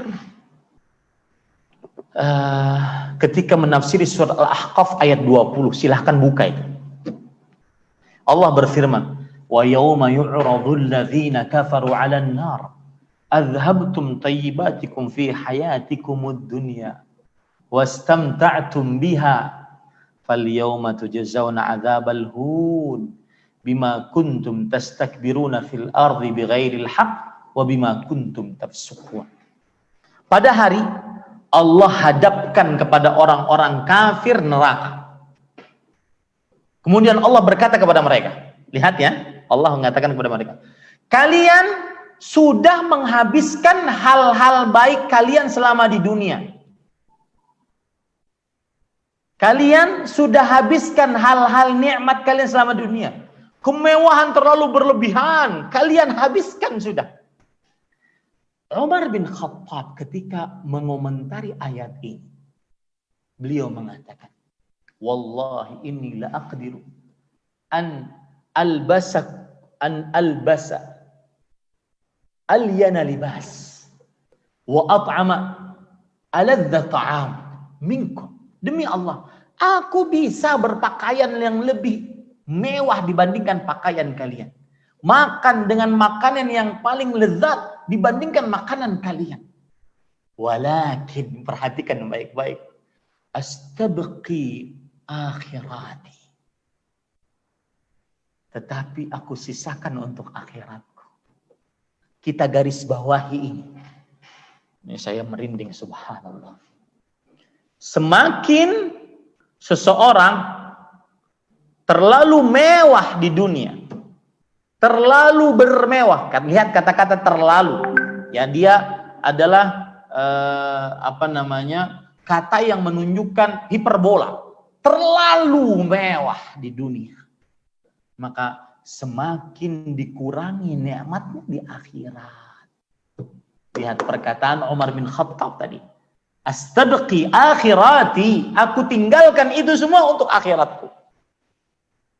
Ini yang wajib umat Islam harus bertobat darinya, terlalu berlebihan dengan kemewahan dunia.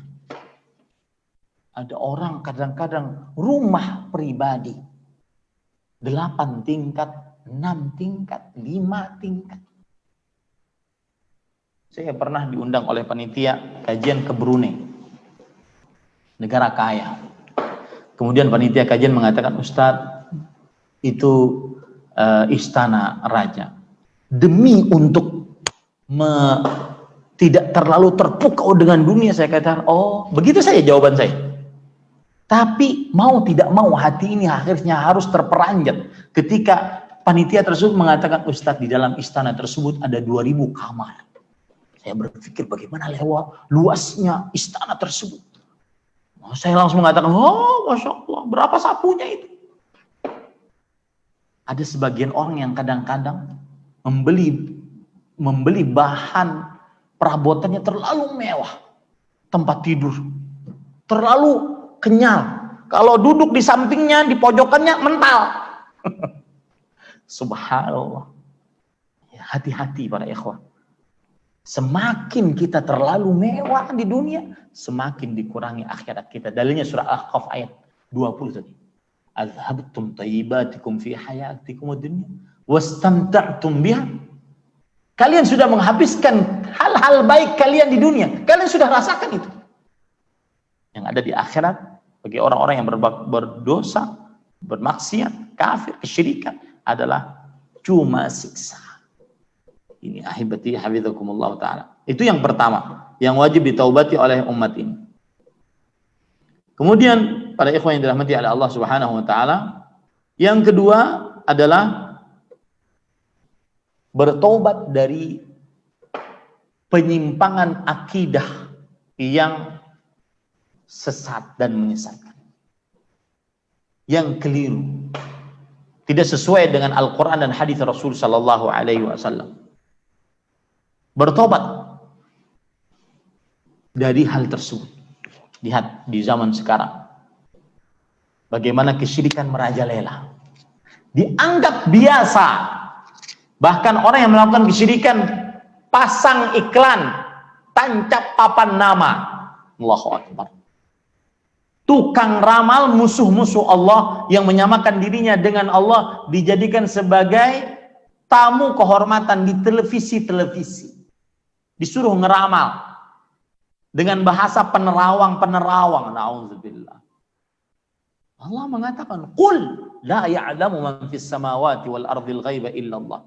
Katakan wahai Muhammad sallallahu alaihi wasallam, tidak ada yang mengetahui hal di bumi, di langit dan di bumi, hal gaib kecuali Allah Subhanahu wa taala. Jimat dijual bebas. Berdoa kepada orang-orang yang sudah mati, sudah biasa. Terlalu berlebih-lebihan di dalam memuji-muji orang-orang yang sudah mati. Ataupun memuji orang-orang yang gila.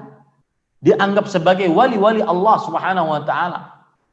Taat dalam bermaksiat ketika yang memerintahkan adalah gurunya yang menyimpang dari agama.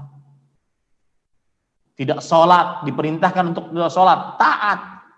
Diperintahkan untuk telanjang, taat. Alhamdulillah. Ini para ikhwan yang dirahmati, ini harus ditaubati.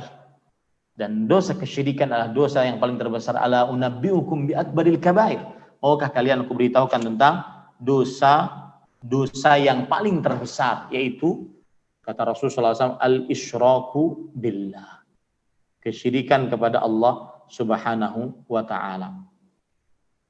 Kemudian termasuk yang wajib ditaubati oleh umat Islam adalah perbuatan-perbuatan bid'ah. Perbuatan-perbuatan bid'ah yang menyebar dengan dalih beribadah kepada Allah Subhanahu wa taala dengan dalih mencintai Rasulullah SAW. Akhirnya membuat solawat-solawat baru dengan ketentuan-ketentuan yang belum ada contohnya dari Rasulullah SAW. Siapa yang membaca solawat ini, dia akan seperti ini, mendapatkan pahala seperti ini, dibacanya seperti ini, kemudian waktunya ini, tempatnya ini. Yang senantiasa menjerumuskan kaum muslimi ke dalam perbuatan bid'ah. Maka kaum muslim wajib bertobat dari perbuatan bid'ah. Dan Rasulullah SAW mengatakan, iyyakum wa muhdatsatil umur, wahai umatku. Ini beliau katakan kepada para sahabat waktu itu masih hidup. Wahai umatku, jauhi oleh kalian perkara-perkara yang mengada-ngada. Ya, apalagi di zaman sekarang. Sebagian orang bermudah-mudah dan sangat mudah memang untuk menyebarkan penyimpangan agamanya. Sangat mudah untuk menyebarkan penyimpangan agamanya, baik itu perbuatan bid'ah ataupun tidak, akibat adanya media sosial di zaman sekarang. Nah, itu kira-kira alhamdulillah selesai perkara kita, ya, yaitu taubat dusta. Ada sekitar 13 dari perkara 14 yang sudah kita bicarakan. Maka semoga yang disampaikan bermanfaat. Wallahu alam wa sallallahu nabiyana Muhammad walhamdulillahi rabbil alamin. Alhamdulillah. Jazakumullah khair Ustaz. Barakallahu fiik Ustaz. Masya Allah.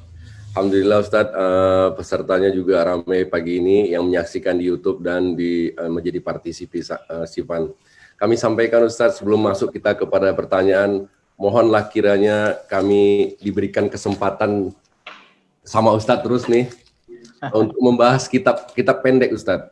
Jadi mungkin karena Aryahat ini alhamdulillah dari mulai kita buat taubat dusta yang pertama, pesertanya stabil Ustaz. Jadi permintaan dari teman-teman ini Ustaz, amanah yang harus Ana sampaikan kepada Ustaz, mohonlah kiranya kami dibuatkan kitab-kitab pendek setiap hari Ahad Ustaz. Jadi 3 kali pertemuan atau 4 kali pertemuan kitab pendek tersebut habis Ustaz. Jadi kan selama ini kan kita juga punya majlis yang kitab panjang. Jadi kami belum punya yang kitab pendek nih Ustaz. Nanti bisa kami umumkan kalau Ustaz sudah membuatkan kami sebuah judul untuk kitab pendek, nanti akan kami umumkan ke teman-teman melalui media sosial untuk pekan depan Ustaz. Mudah-mudahan Allah berikan kami kesempatan itu Ustaz. Ya, sebenarnya kalau dilihat yang lebih berhak lebih banyak. Kita ini cuma penuntut ilmu kecil, karena masih banyak ustadz-ustadz yang lebih mumpuni ilmu. Masya Allah Ustaz. Jadi mudah-mudahan bisa lebih diambil manfaatnya. Masya Allah. Mudah-mudahan kami juga mendapatkan manfaat dari Ustadz dan diberikan kesempatan untuk mempelajari kitab-kitab kecil Ustadz. Baiklah, nanti kami akan diskusi sama Ustadz insya Allah. Pertanyaan pertama Ustadz dari Ifafila, kalau bertanya mohon disertakan nama dan asalnya, karena kan peserta ini kami ada yang tahu ada yang dari Sumatera, Kalimantan, Sulawesi, Papua, jadi mohon disebutkan nama dan asalnya. Saya anak muda, sudah menikah tapi sekarang jauh dari istri karena pekerjaan. Saya kadang melakukan, maaf nih Ustadz, onani Ustadz, mohon maaf, saya sudah bertobat kepada Allah. Tapi kadang masih sering khilaf karena saya takut terjerumus ke hal-hal lain. Mohonnya pencerahannya Ustadz. Ya, bismillah walhamdulillah wassalatu wassalamu ala rasulillah wa ala alihi wa sahbihi wa man wala. Maka jawabannya, sebelumnya saya berdoa dengan nama-nama Allah yang husna, sifat-sifatnya yang mulia, terkhusus untuk yang bertanya, Allahumma ghfir dzambahu wa tahhir qalbahu wa hassin farjahu. Ya Allah, ampuni dosanya dan sucikan hatinya dan jaga kemaluannya.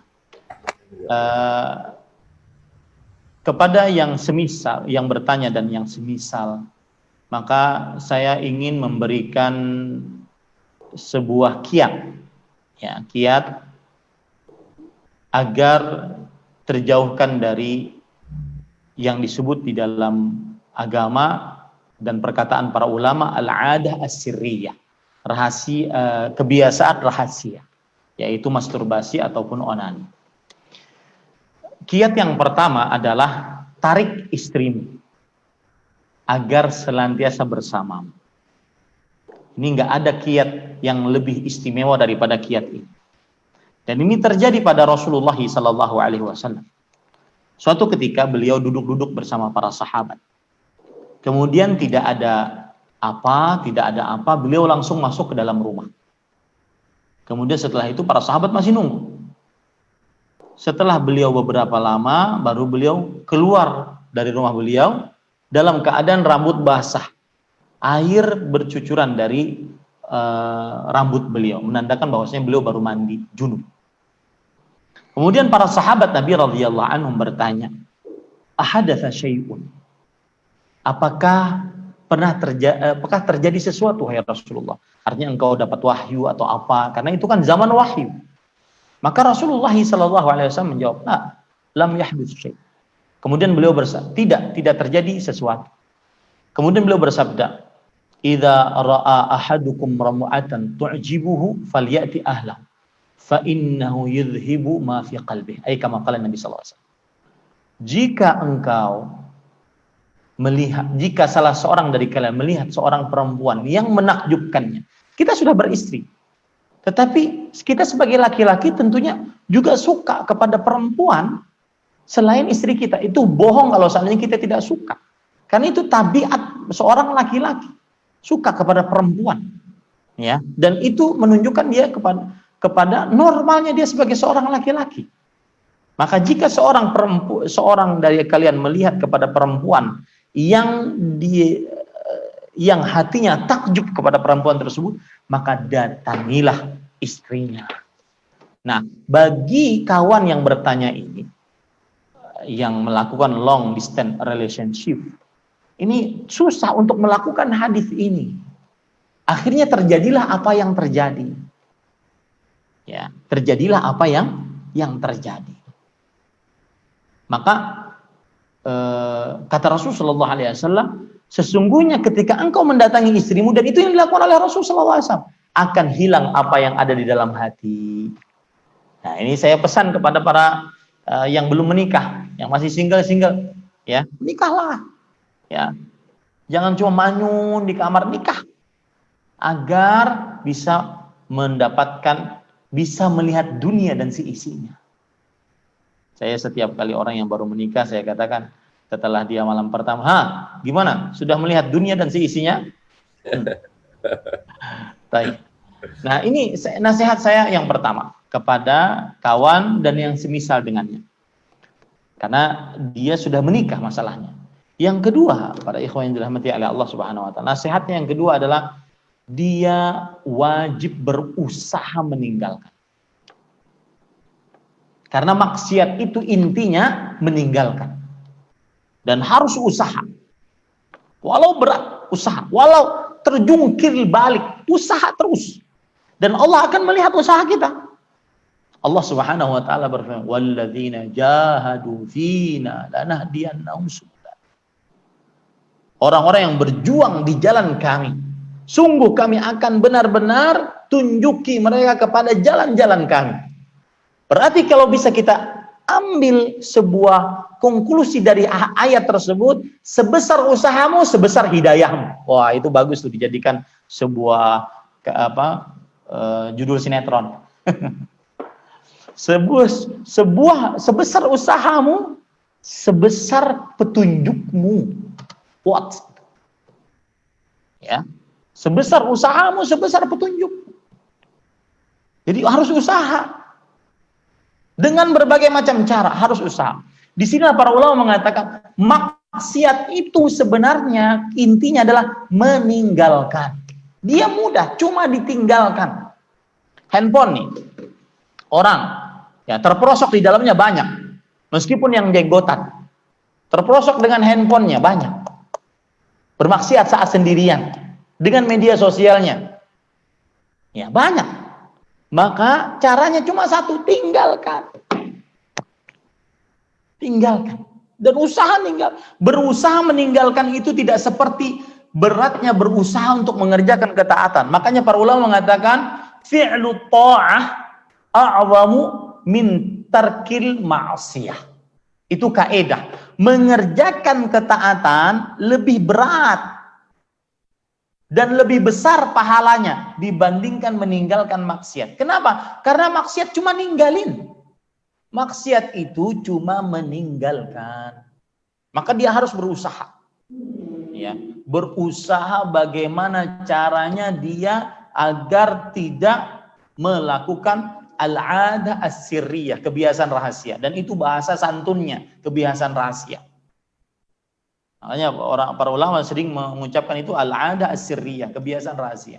Nah, salah satu sarana atau kiat agar mudah meninggalkan satu, yaitu jauhi melihat hal-hal yang diharamkan. Jaga mata. Sebagaimana firman Allah, "Qul lil mu'minin yaghuddu min absarihim wa yahfadhu furujahum." Ini dua hal yang saling berkaitan satu dengan yang lainnya. Katakan wahai orang-orang beriman, jaga pandangan. Maka mereka akan terjaga kemaluan. Dua hal. Dusta besar kepada para aktivis-aktivis perempuan yang mengatakan bahwasanya yang jadi problem pada otakmu bukan pada rok setengah paha saya. Itu bohong. Ya, kenapa? Karena seseorang yang melihat pasti akan masuk ke dalam pikirannya. Tinggal kemaluannya membenarkan atau tidak. Wal farju yusaddiqu wa yukadzibuhu, kata hadis Rasul sallallahu alaihi wasallam. Ya, mata nih, jaga mata. Itu kiat paling utama. Jangan melihat hal-hal yang diharamkan. Yang kedua, pada ikhwan yang dirahmati oleh Allah, kiatnya agar bisa meninggalkan adalah berdoa kepada Allah. Jangan lupakan itu. Kemarin Sabtu sore saya membahas masalah indahnya tawakal saat pandemi COVID-19. Saya katakan sebagian orang bertawakal cuma dalam perihal nyari rezeki, cuma dalam perihal ngobati penyakit, ingin dapat anak. Ini keliru. Salah satu makna tawakal adalah al-isti'anah, minta tolong. Minta tolong bagaimana bisa mengerjakan ketaatan, minta tolong bagaimana bisa meninggalkan maksiat, minta tolong agar nih mushaf, teman paling indah saat pandemi. Teman paling indah ini saat pandemi. Buku paling indah saat pandemi. Kok orang dari mulai, saya tidak ke Jabodetabek dari mulai bulan Maret, April, Mei, Juni, Juli, ya sekarang mau Agustus, 4 bulan saya tidak keluar kota. Maka para ikhwan yang dirahmati Allah, ternyata teman paling indah mushafmu. Baca walau kamu tidak paham. Nah, ini menjadikan ini teman paling indah adalah berdoa kepada Allah. Ya Allah, aku lemah. Aku sudah nyoba, lemah. Engkau yang bisa menguatkan aku untuk meninggalkan maksiat ini. Nah, itu bertawakal kepada Allah dalam perihal meninggalkan maksiat. Coba deh, coba. Ya, jangan lupa kata Asy-Syaikh Al-Allamah Profesor Dr. Abdul Razak bin Abdul Muhsin Al-Badr hafizahumullah, beliau mengatakan, kata beliau, ad-du'a miftah kulli khair. Saya tantang kepada yang bertanya, buktikan perkataan ini. Buktikan. Doa kunci segala kebaikan. Buktikan doa kepada Allah yang tulus. Ya Allah, aku lemah.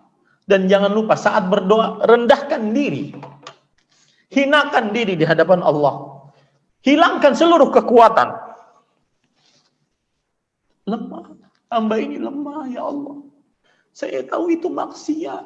Dan doanya tidak sekali dua kali, wahai saudaraku. Doa terus, doa. Sampai Allah menjadikan kita jijik dengan maksiat itu. Kita merasa kotor dengan maksiat itu. Itu nikmat. Baru saat itu nikmat Allah. Maka saya sering mengatakan, salah satu nikmat Allah terbesar adalah seseorang tidak diberikan kesempatan untuk bermaksiat. Salah satunya adalah seseorang dibencikan oleh Allah maksiat tersebut. Cari itu para ikhwah. Ini yang kedua. Yang ketiga, agar kita mudah meninggalkan maksiat para ikhwah, yaitu Karena masturbasi, onani ini adalah al-'ada as-sirriyah, rahasia, kebiasaan rahasia, maka jangan jadi rahasia. Anda bergaul, saat ada pikiran kotor mulai ada nih, nyimpang mulai ada nih, maka keluar, ngobrol, keluar, ya, berteman, duduk sama-sama, cari teman. Agar kenapa? Karena al-ithmu ma haka fi sadrik wa karihta an yattali alaihi nas. Dosa itu yang tidak menenangkan hati dan kamu benci untuk dilihat oleh manusia. Orang yang masturbasi, orang yang onani pasti sendirian. Makanya obatnya jangan pernah sendirian. Dan lebih baik lagi tadi, ajak kawan hidupmu. Ya, saya sering mengatakan bahwa istri itu kawan hidup, bukan hanya sekedar pelengkap, dia kawan hidupmu, ajak bersama-sama. Dan sekali lagi dengan nama-nama Allah yang husna, sifat-sifat yang mulia, kita berdoa bersama-sama agar semua yang diuji dengan penyakit, ini penyakit ya, diuji dengan penyakit ini disembuhkan oleh Allah Subhanahu wa taala. Dan saya katakan itu ada semacam kecanduan padanya. Setelah kita berbincang-bincang dengan para ahli medis, itu semacam kecanduan. Sebagian orang kadang-kadang bahkan istrinya di sampingnya tidur, dia malah onani sendirian. Na'udzubillah. Wallahu a'lam. Nah, silakan.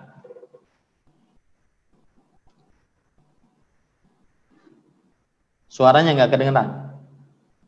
Masya Allah nih Ustadz, pertanyaannya banyak banget yang masuk nih Ustadz.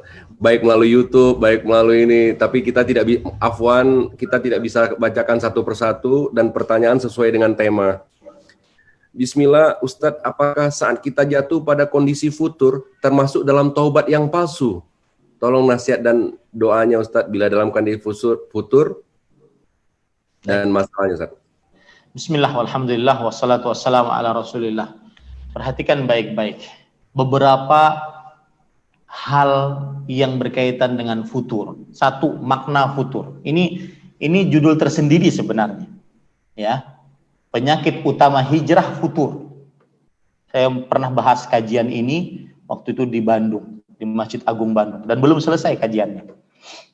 Dan akhirnya belum bisa sempat lagi ke sana. Penyakit utama hijrah adalah futur. Futur secara bahasa dari kata-kata fatara yafturu. Sakana ba'dama taharrak, lana ba'dama ishtadda. Yang artinya dia diam setelah bergerak. Dia lemah setelah kuat. Itu futur secara bahasa. Futur secara terminologi syar'i adalah menurunnya iman. Itu satu. Yang kedua, hal yang berkaitan dengan futur. Setiap orang tidak akan pernah lepas dari futur.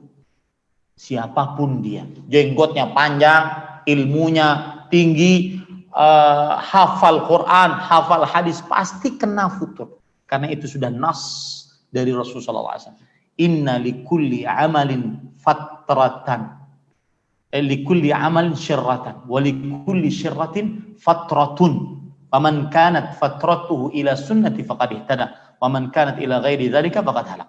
Sesungguhnya setiap waktu beramal ada masa semangat. Kemudian setiap masa semangat ada masa lemah. Maka barang siapa yang saat dia futur, dia kembali lagi, dia selamat. Tapi kalau seandainya dia tidak kembali, maka dia akan binasa. Pertanyaannya sekarang, futur, apakah itu termasuk daripada orang yang taubatnya dusta? Maka jawabannya tidak, asalkan dia setelah itu bertobat kembali. Karena bagaimanapun futur pasti ada. Sebesar apapun iman seseorang, setinggi apapun ilmu seseorang, futur pasti ada. Maka kita katakan tidak termasuk taubat dusta kalau seandainya dia kembali lagi untuk bertaubat kepada Allah Subhanahu wa taala. Dan obat futur, satu, ini sangat mujarab. Baca sejarah para ulama. para sahabat, para tabi'in, para tabi'ut tabi'in. Baca sejarah mereka. Baca. Ini menumbuhkan semangat agar kita juga bisa mencontoh manusia-manusia terbaik tersebut. Baca sejarah Abdullah bin Abbas, sejarah Anas bin Malik, sejarah Abdullah bin Mas'ud, sejarah Abu Ubaidah ibnul Jarrah, sejarah-sejarah macam-macam. Itu satu. Yang kedua, baca Al-Quran. Wallahi, demi Allah. Nih, saya merinding para ikhwah. Meskipun Anda tidak paham, hati sedang gelisah. Kan ada kadang-kadang kita itu hampa hidup. Ngapain ya? Nggak ada kerjaan. Ngapain ya? Bukan masalah duniawinya. Nggak ada kerjaan, tetapi hidupnya hampa. Padahal semua fasilitas banyak. Tapi dia hatinya kosong. Nggak ada tujuan, nggak ada future yang dia ingin gapai, nggak ada. Nggak ada sportivitas di dalam hidup, nggak ada optimisme dalam menggapai sesuatu, nggak ada. Maka saya nasihatkan, paham tidak paham baca Al-Quran, Anda akan mempunyai ruh, karena Allah berfirman dalam Al-Quran, Inna hadzal Quran yahdi lillati hiya aqwam. Sesungguhnya Al-Quran ini akan memberikan petunjuk kepada jalan yang lebih lurus, yang paling lurus.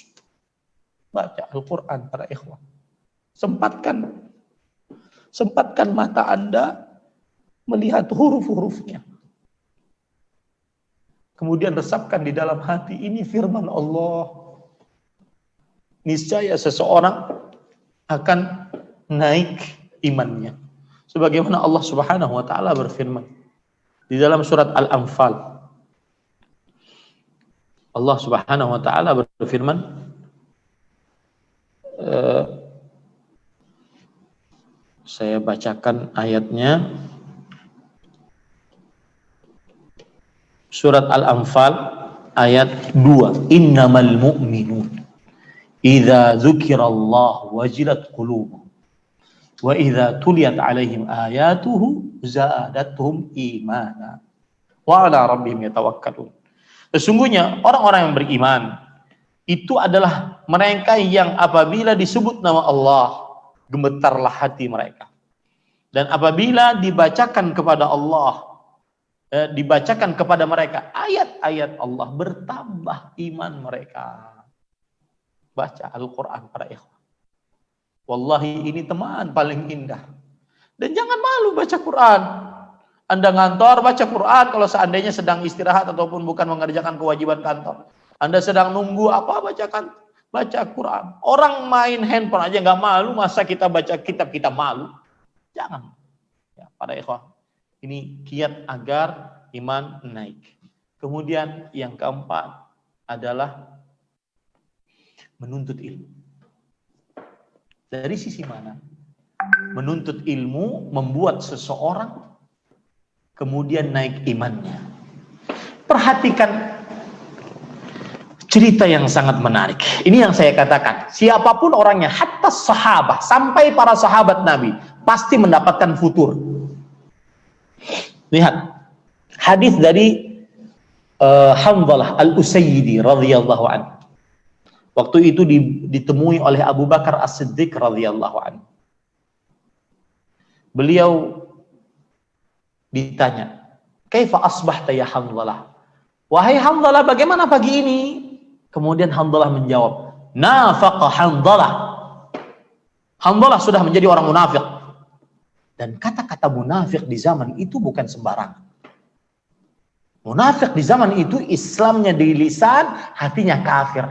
Munafik di zaman itu musuh dalam selimut. Munafik di zaman itu adalah munafik akbar. Maka Abu Bakar As-Siddiq ketika mendengar itu langsung mengatakan, "Subhanallah, ma taqul." Maha suci Allah, apa yang kau ucapkan wahai Hanzalah? Hati-hati dengan ucapanmu tersebut. Hanzalah kemudian menceritakan kenapa beliau menganggap diri beliau orang munafik. Beliau mengatakan, kunna inda Rasulillah sallallahu alaihi wasallam yudzakkiruna bil jannati wan nar ka'anna ra'yu ain.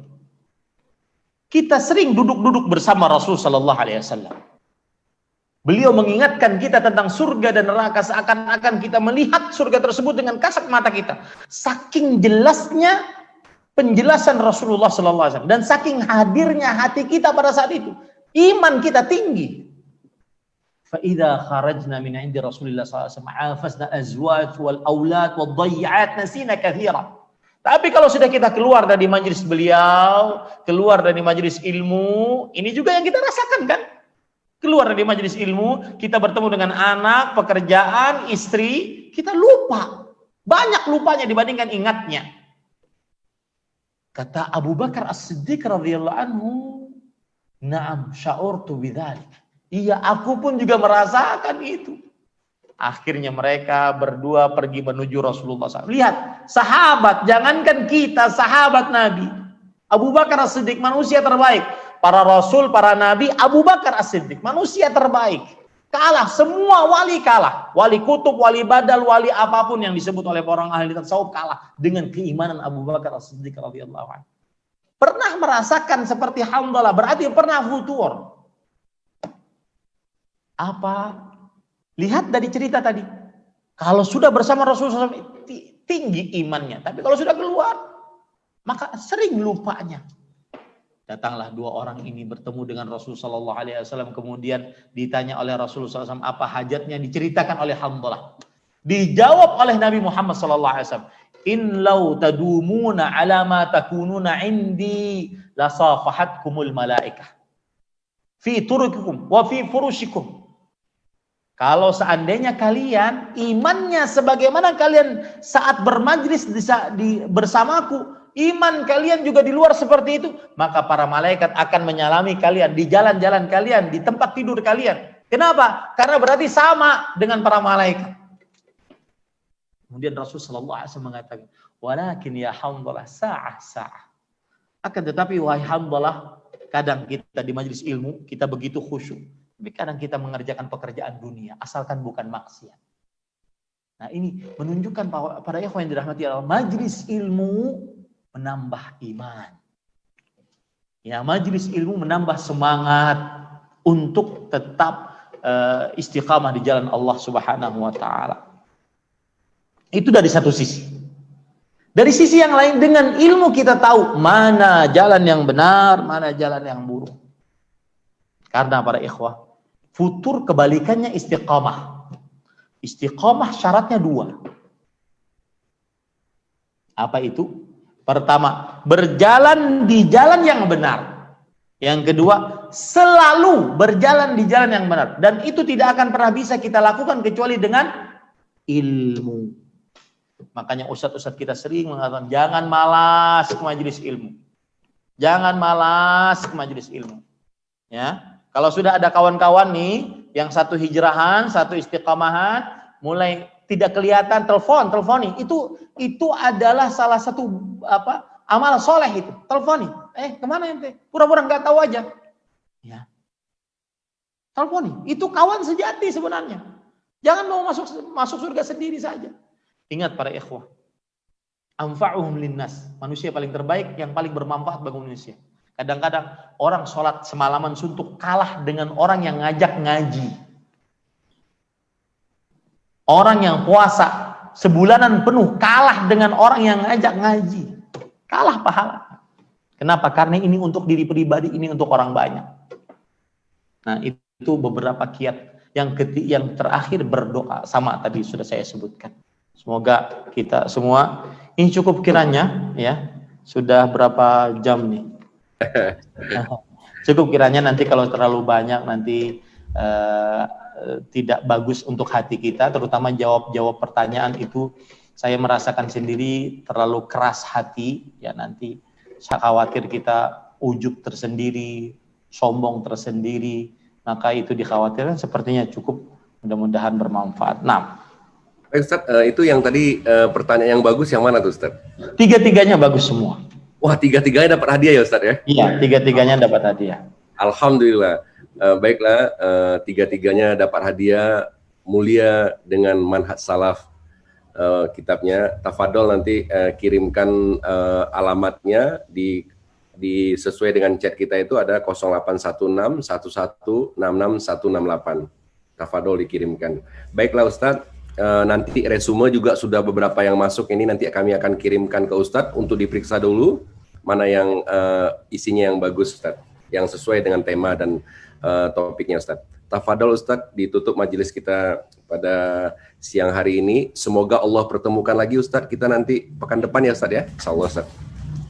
Baik, sebagai penutup saya ingin mengingatkan di awal kajian senantiasa saya selalu berdoa untuk meminta ilmu yang bermanfaat dan berlindung dari ilmu yang tidak bermanfaat.